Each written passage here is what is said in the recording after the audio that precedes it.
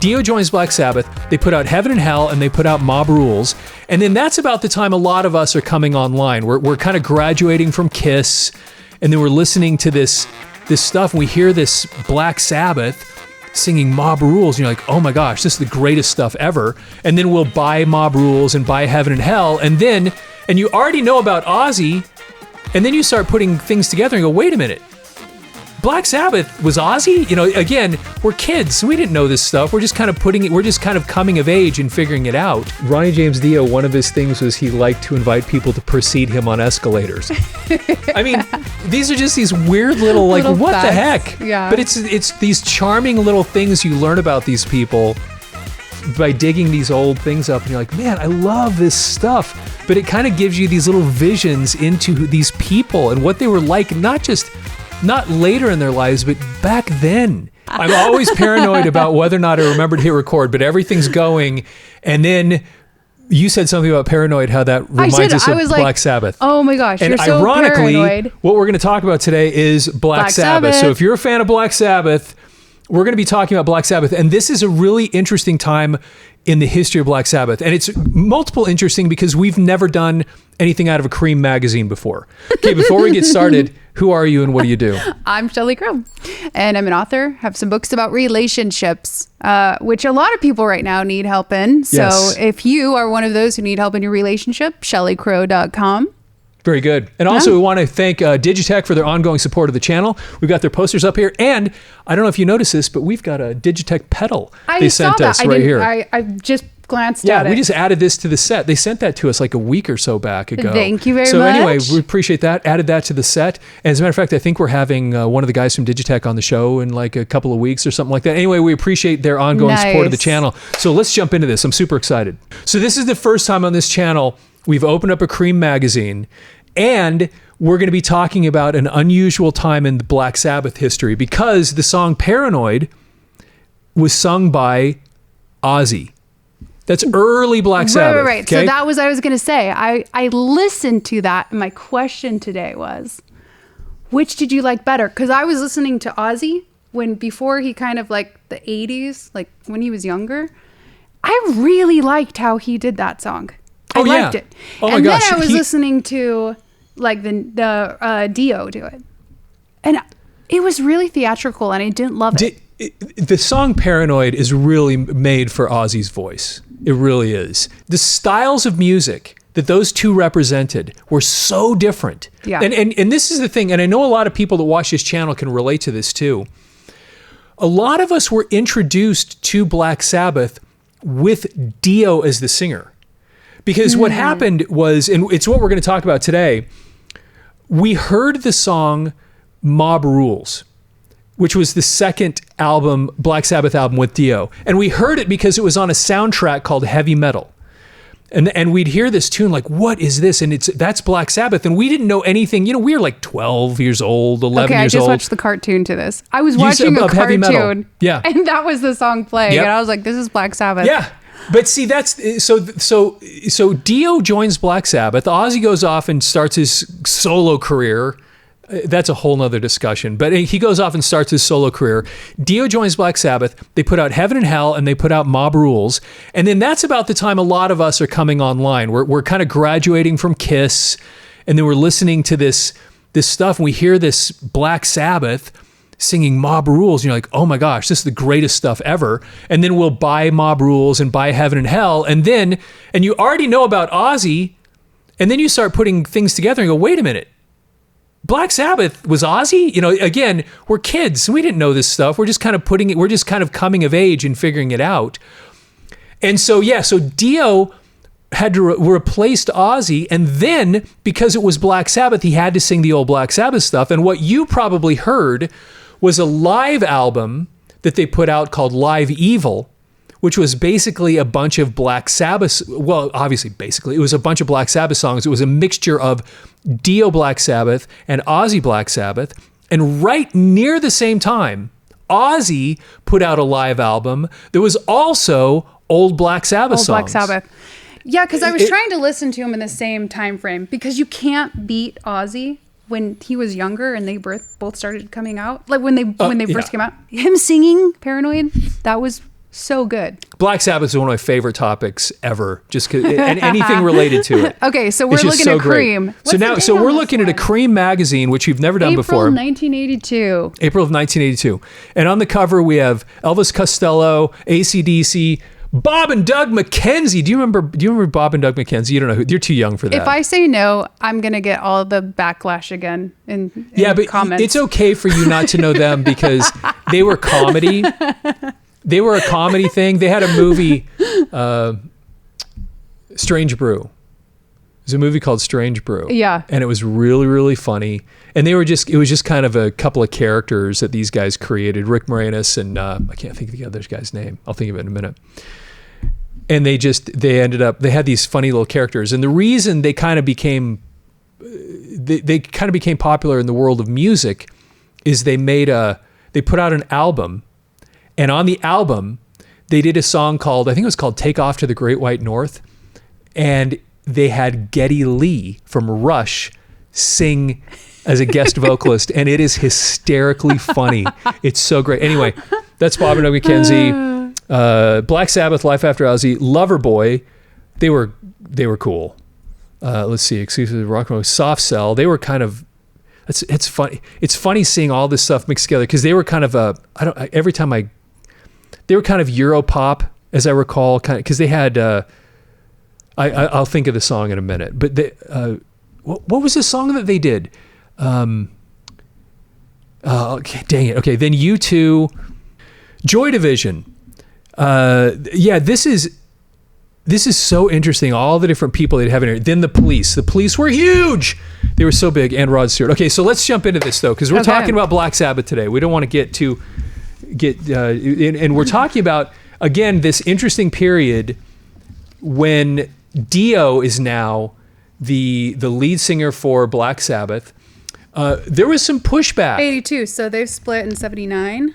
So it's been a couple years. It's been a couple of years, and there was some pushback about with Dio becoming the lead singer for Black Sabbath, because Dio, I don't know exactly how tall he was, but he was something like 5'3", or something, like a really, really short dude with this huge voice. But I think it was Arden, I can't think of his first name, the guy that was managing Black Sabbath. It was like, you can't have like this little short he just dwarf needed some like platforms singing for for Black Sabbath. You know, is it Don Arden? I think that was the guy's name.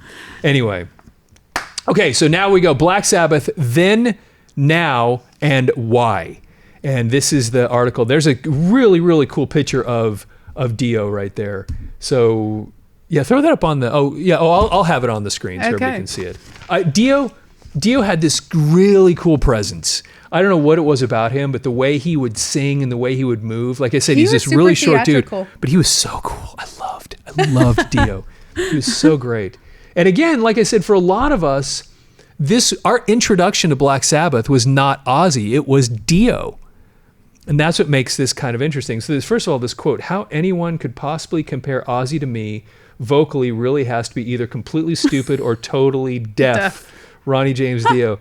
Ronnie, he was a character.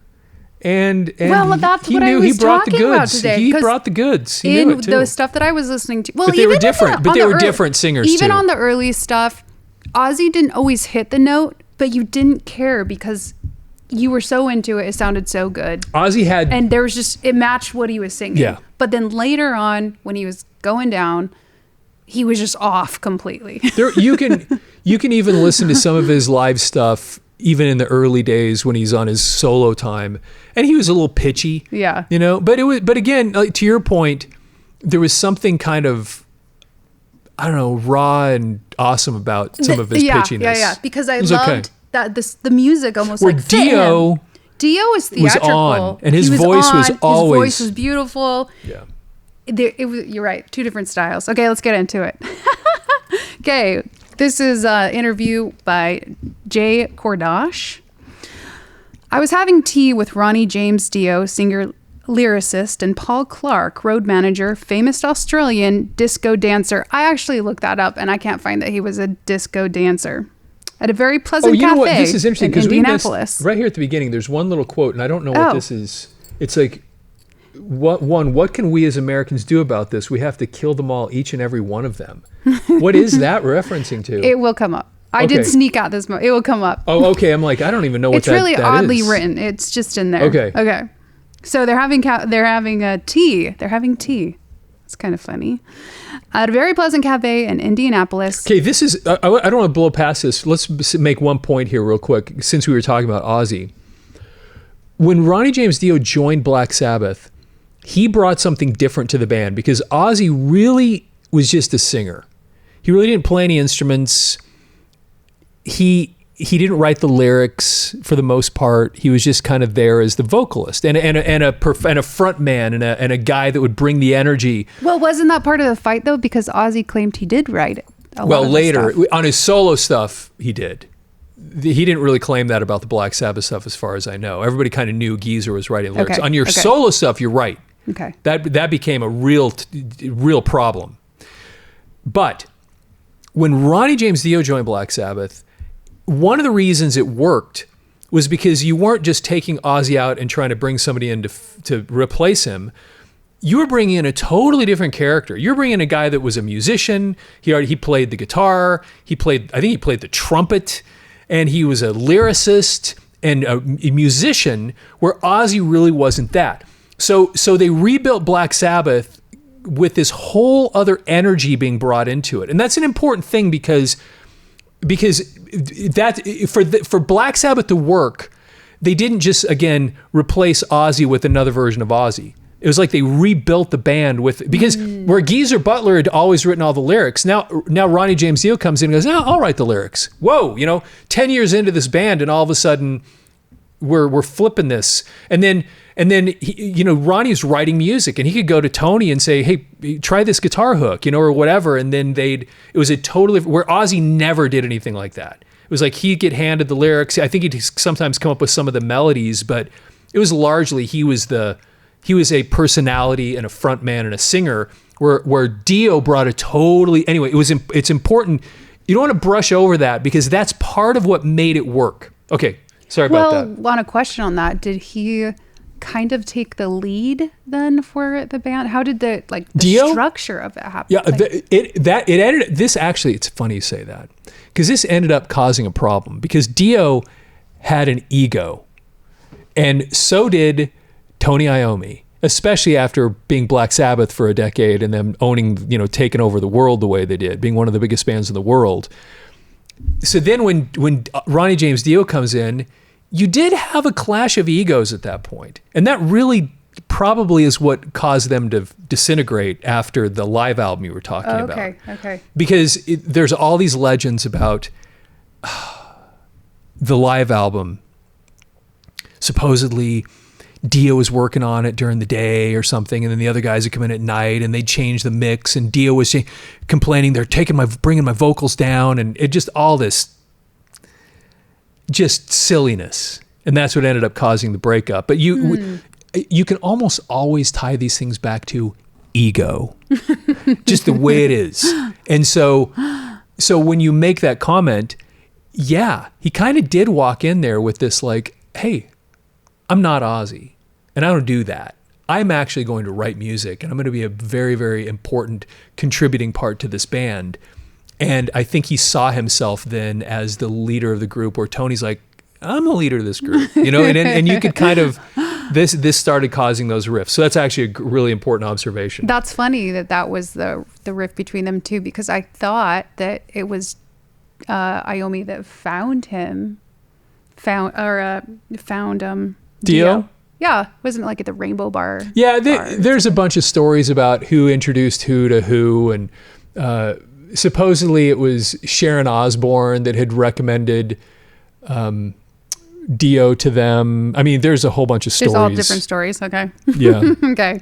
About exactly how it happened, but you're right. I mean, Tony and Dio kind of met, they hit it off, and then it just kind of worked, and then. Kind of worked. Yeah. And it actually, when they first got together, it really worked. It was over time, like a lot of this stuff, the egos get involved. Sounds like a relationship. Yeah.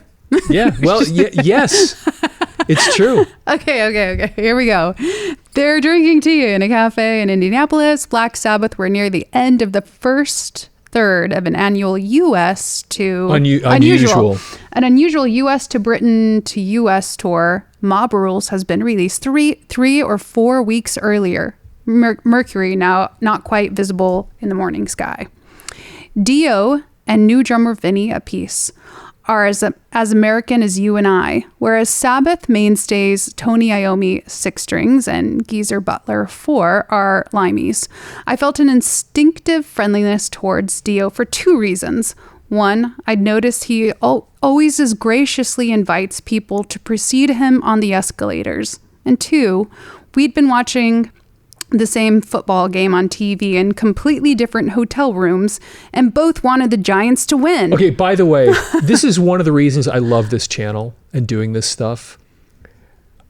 How many have I ever heard that Ronnie James Dio, one of his things was he liked to invite people to precede him on escalators.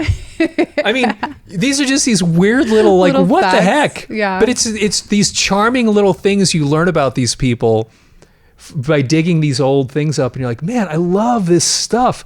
But it kind of gives you these little visions into these people and what they were like, not later in their lives, but back then. This is what people were saying about them, and this is how they were interacting with people, and it's just so fun learning this. I love this. Okay.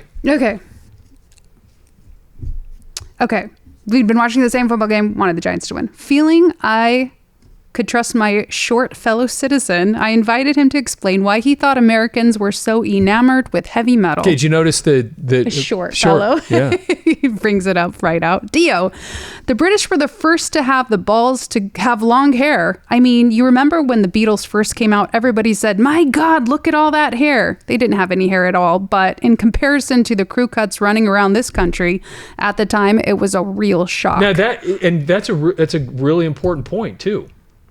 You know, the Beatles, when they showed up with those mop tops, when they first came to America. Oh, it wasn't that long, was it? Like it was, yeah. But everybody looked at that and was like, oh my, the hair's touching their ears, you know, and it was this kind of a thing. And it's funny to think of the time because Black Sabbath showed up 5 years later. And the Beatles were disruptive. And this is completely think different about that. music. The Beatles are showing up in 63, 64. Black Sabbath, 5 years later, you know, roughly in that time, they're starting to show up. And look how much it changed just in that time period. That small time period. It's crazy thinking about that. How fast. Again, this is why this is so interesting to go back and look at this, because, you know, we now have the 50-year buffer or 60-year buffer between some of this stuff. Then it was like these these compressed time periods and all these things happening so fast. I also like to think about remembering how young they were. Like they were in their 20s. Oh yeah, just kids.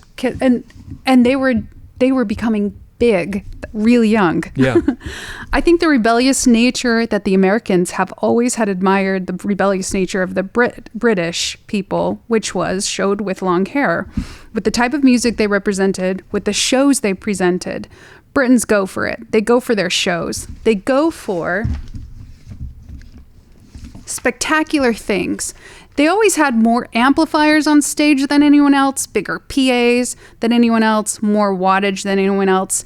They always seemed to be, in interviews, more rebellious than anyone else. Now, this is an interesting thing because a band that was really known for that was one of the early bands known for what they're talking about is a band called Deep Purple.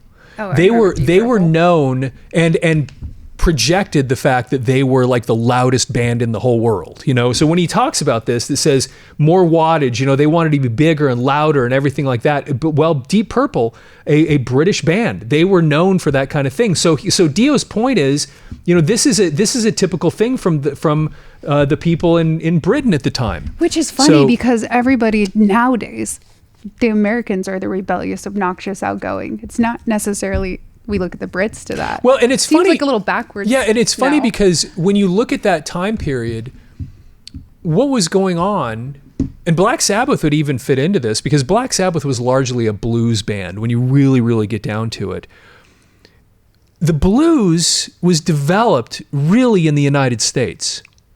The British embraced it, repackaged it as the Rolling Stones and as Black Sabbath and whatever, and then shipped it back. And then we bought it.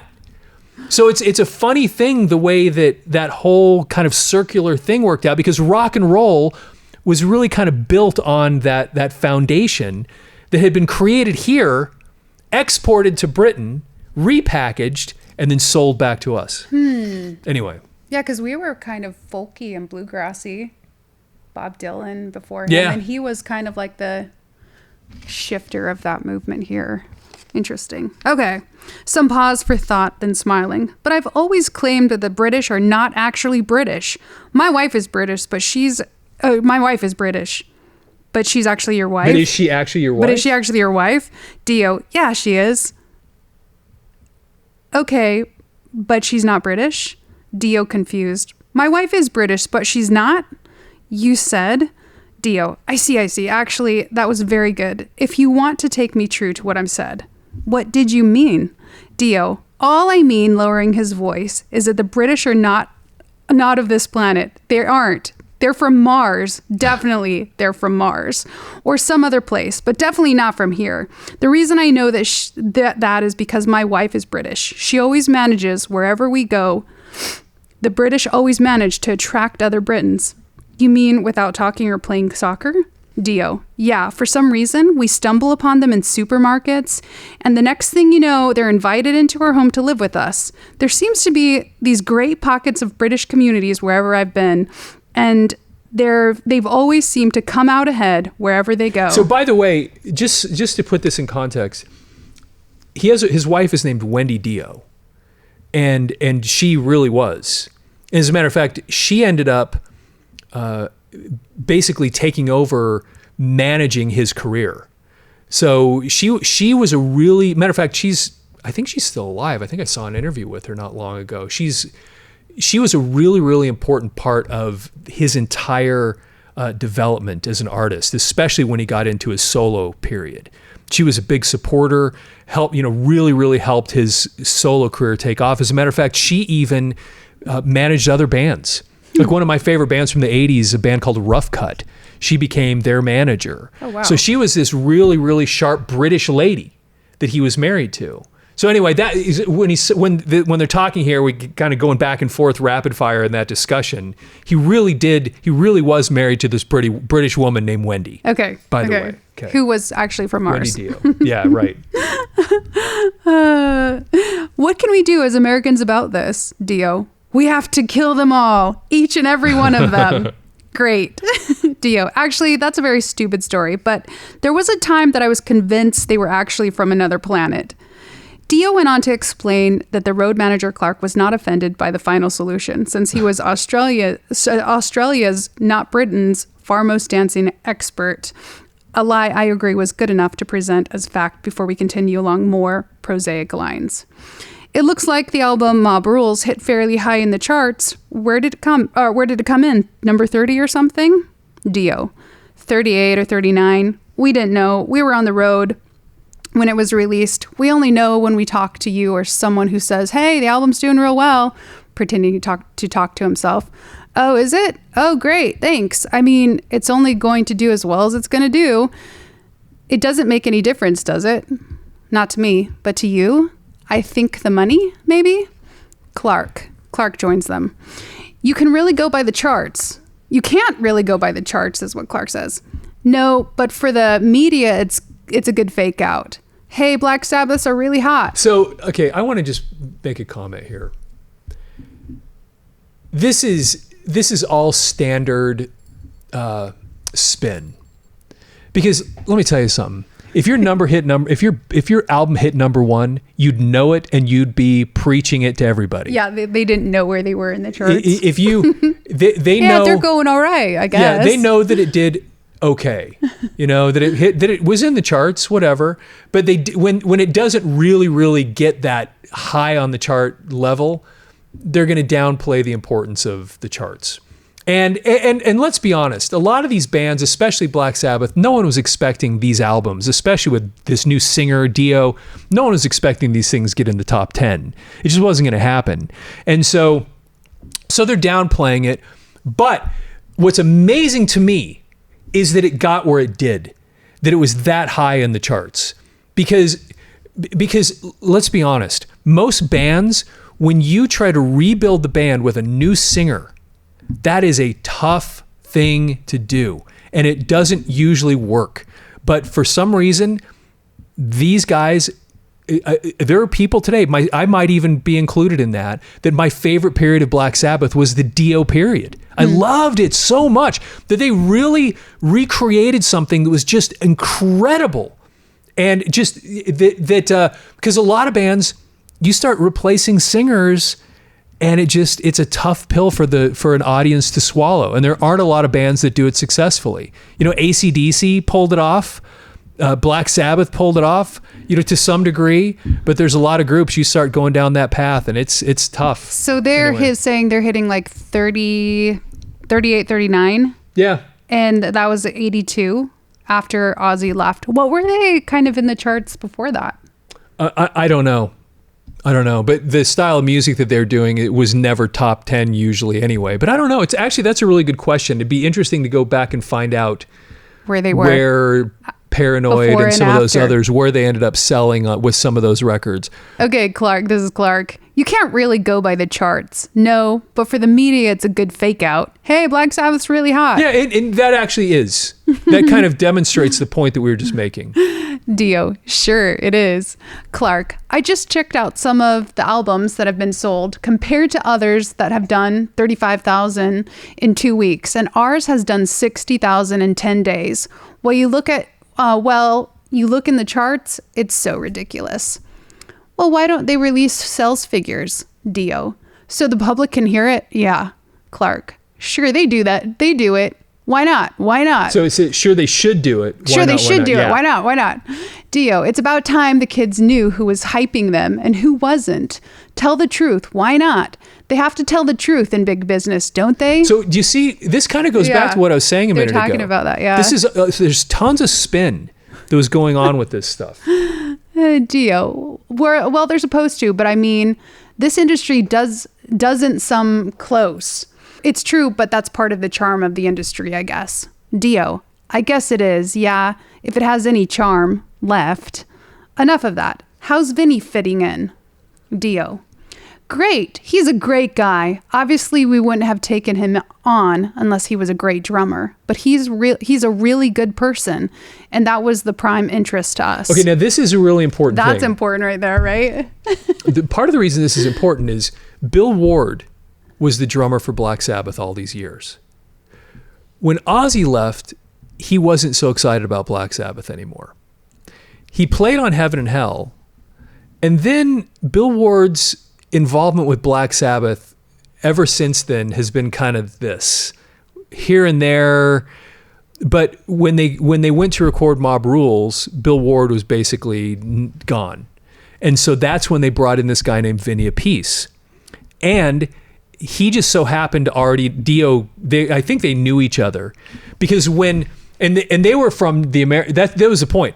These two guys now, where Black Sabbath had been an all British band, suddenly you have Ronnie James Dio and Vinnie Appice, who are not British, with Geezer Butler and Tony Iommi, who are. Yeah. So now you have a 50-50 Black Sabbath, half British, half American band. And so then when Dio left Black Sabbath to go start his solo career, Vinnie left with him. Oh, wow. So I thought they were kind of making more of a remark of like, it's really important that we chose a nice guy, kind of like in saying because Ozzy wasn't, and that may be that they're making that point. Yeah. That they're because they talk a lot about the ending. I doubt they're with slamming him. on Bill Ward. That wouldn't make sense to me. But possibly they could be referring some sort of reference to Ozzy, though. Clark, as Appice coincidentally joins us. Vinnie, this is Kardash from Cream. John, Vinnie Appice. Appice, is this an interview? Well, it's more like blackmail than an interview, to Dio. Tell me, Ronnie, how do you defend your last statement that Vinnie is a no-talent drummer who can't last in the business? Dio. Well, only because I think his brother is so much better than he is. That's why I had to say that. Okay, now, do you know who his brother is? No. Okay, this is really interesting. His brother is named Carmine Appice. This is Vinnie Appice. It's funny. Okay. They pronounce it differently, although they're brothers and they have the same last name. I messed this up already. It's Vinnie Appice and Carmine Appice. Okay. They have the same last name. Sorry, I've been saying it wrong. Yeah, this was my fault for not for saying this at the beginning. And Carmine, actually, I've seen an interview where he talks about this. So Carmine Appice was the drummer for a band called Vanilla Fudge. You ever heard of Vanilla Fudge? No. Okay, they were awesome. And Sounds then tasty. he just kind of became involved with all these other bands over the years. Matter of fact, he was in a band called Cactus, which was great. He was in a band that I loved in the 80s called King Cobra. He has the funniest He was bands. great. Carmine Appice and Vinnie Appice. Appice. So when Dio makes this comment, he's basically saying Carmine Appice, his brother, is so much better. Yeah, right. That's the joke here. Sorry for those of you that were already screaming at all this time when I had the pronunciation wrong to begin with. Wait, so how do you say it again? Vinnie Appice. Appice. Carmine Appice. Okay. Appice. Carmine actually played for Rod Stewart too. No. So he was all over the place. Okay, Carmine was. Anyway. Okay. Appice. He is. How is Carmine doing? Appice. Oh, he's just doing his own thing. He has an album coming out after Christmas, a solo thing. Good timing. The post-Christmas album rush, I guess. Appice. For that belated gift. Dio. In fact, that's a really good idea. Someone should put an album out that says, sorry I forgot Christmas, here's your gift. We should go into business together. You have some really good ideas. That's why I'm so rich. How so you guys feel about being part of the Sabbath legend? I think there's a couple typos in here. I think that's There supposed is to a be couple. Yeah. How do you guys feel? I was thinking that I was like, his wording's kind of weird. How do you guys feel about being part of Sabbath's legend? Appice. I hate it, and laughs. Do you care? Are you annoyed by the question? Should we just forget the whole thing?